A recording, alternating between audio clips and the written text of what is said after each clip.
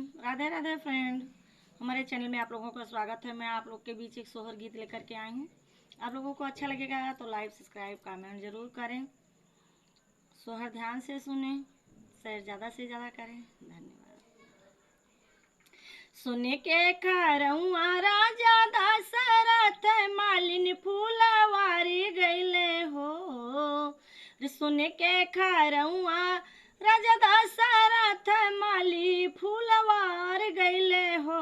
मालिन सागरियू फूल फूल का चनार बेलिया काहे धूमिले हो। मालिन सब फूल फूल का चनार बेलिया काहे नीर फूल हो। अरे सुने के खरौआ राजा दशरथ माली फूलवार गईले हो। सुने के खरौआ राजा दशरथ माली फूलवार गईले हो। हे राजा हे मालिन सागरियू फूल का चनार बेलिया काहे नीर फूल हो। अरे बोलिया तो बोलो मोरे राजा बोलाहू नहीं जाने हो। अरे बोलिया तो बोलो मोरे राजा बोलाहू नहीं जाने हो। राजा तीन रनिया बड़े रे सकल के तो कौन है काम के हो। राजा तीन रानी बड़े रे सकल के तो कौन रे काम के हो। अरे इतना बचानी सुन राजा तो घोड़े सवार भैले हो। इतना बचानी सुन राजा दशरथ घोड़े पे सवार भैले हो। राजा पहुँची गए अपने महालिया तो सुत दुख निदियानु हो। राजा पहुँची गए अपने महालिया सुतल दुख निदियन हो।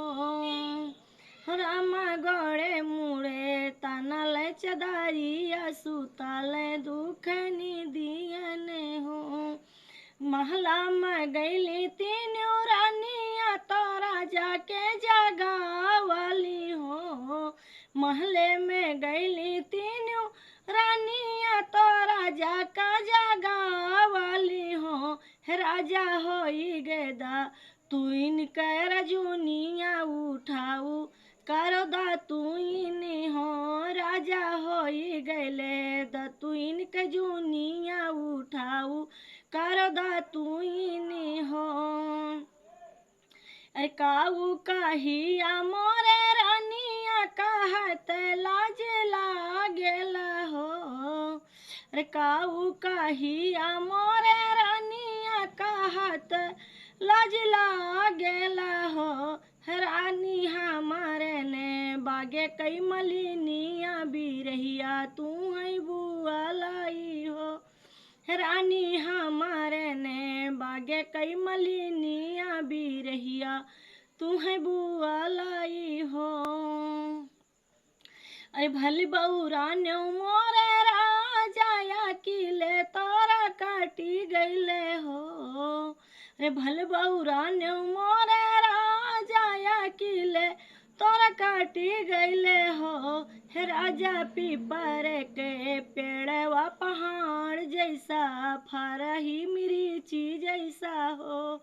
हे राजा पीपर के पेड़वा पहाड़ जैसा फरही मिर्ची जैसा हो। अरे सोने के खरौआ राजा दशरथ माली फूलवार गईले हो।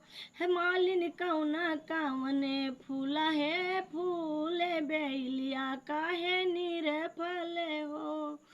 अरे पिपरे के पेड़वा पहाड़ जैसे फरही मिर्ची जैसे हो।